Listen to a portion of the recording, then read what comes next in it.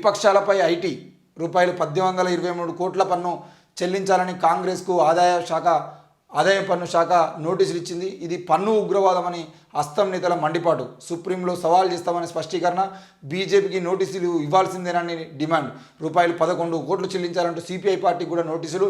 నేడు రేపు కాంగ్రెస్ దేశవ్యాప్త నిరసనలు. తృణమూల్ నేతలకు ఐటీ నోటీసులు.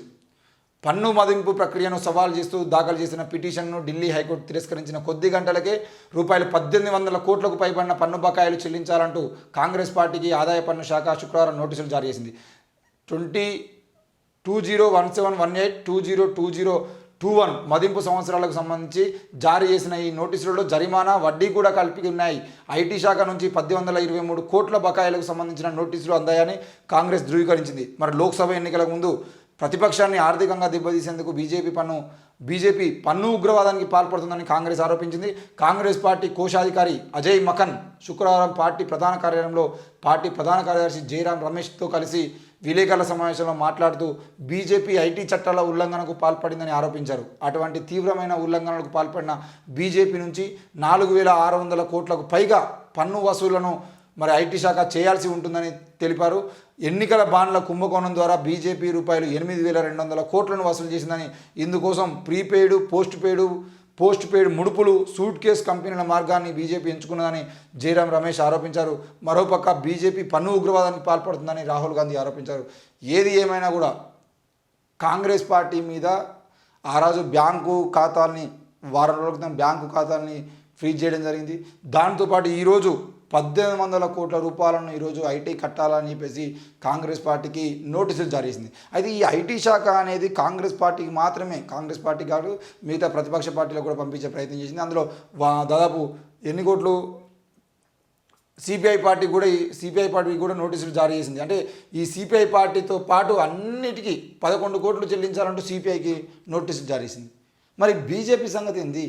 ఇదే ఐటీ శాఖ ఒక రాజకీయ పార్టీలకు నోటీసులు పంపిస్తుంది అని అంటే కేంద్రంలో ఉన్న రాజకీయ పార్టీలు, ప్రాంతంలో ఉన్న రాజకీయ పార్టీలు ఏంటి, ఈ రాజకీయ పార్టీలకు ఏ పార్టీ ఎంత ట్యాక్స్ కట్టాల్సి ఉంది అని చెప్పేసి మొత్తం అన్ని పార్టీలకు ఒకటేసారి నోటీసులు పంపించాలి.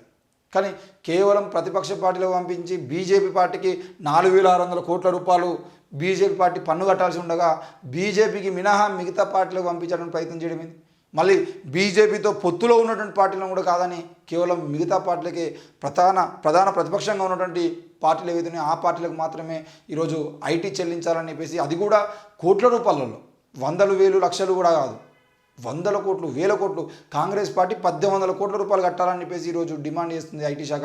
మరి 1800 కోట్ల రూపాయలు లోక్సభ ఎన్నికలకు ముందు కట్టాలంటే ఆర్థికంగా 1800 కోట్ల రూపాయలను ఈరోజు కాంగ్రెస్ పార్టీకి సంబంధించిన డబ్బుల్ని ఈరోజు ప్రభుత్వం స్వాధీనం చేసుకునే ప్రయత్నం చేస్తుంది. 1800 కోట్ల రూపాయలు అంటే దాదాపు ఎంత లేదన్నా ఒక 180 మందికి తలా 10 కోట్ల రూపాయలను ఖర్చు చేసుకునే అవకాశం ఉంది. మరి అంతటి 180 స్థానాల మీద ప్రభావం చూపించడానికి ప్రయత్నం ఈరోజు బీజేపీ చేయబోతుందా?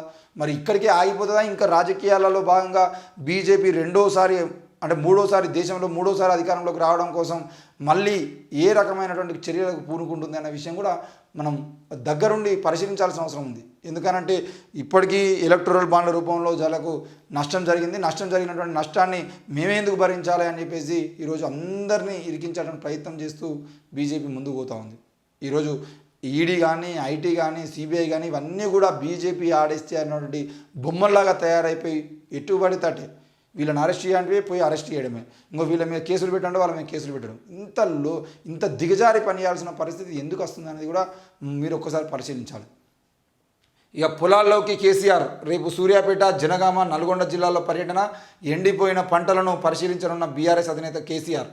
మరి పొలాల్లోకి పోతున్నానంటే ఎండిపోయినటువంటి పంటలను పరిశీలించి వాళ్ళందరికీ గిట్టుబాటు ధర కల్పించాలని, నేను కట్టినటువంటి కాళేశ్వరం ప్రాజెక్టు ఏదైతుందో కాళేశ్వరం ప్రాజెక్టు సంబంధించిన విషయంలో మీరు కాంగ్రెస్ పార్టీ సరైన నిర్ణయాలు తీసుకోకపోవడం వల్ల, కాంగ్రెస్ పార్టీ చేసిన తప్పిదాల వల్లనే ఈరోజు కాళేశ్వరం ఇంకా అడుగంటిపోతుంది. కాళేశ్వరాన్ని వెంటనే మరమ్మతులు చేయాలి.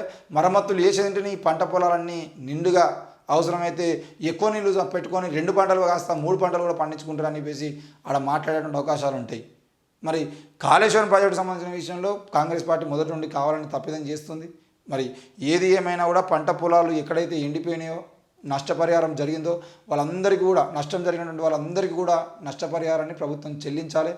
ఫస్ట్ చెల్లించకుండా ప్రతిపక్ష నాయకులకు మీరే మాట్లాడే అవకాశాన్ని కూడా కల్పించేటువంటి ప్రయత్నం చేయొద్దు.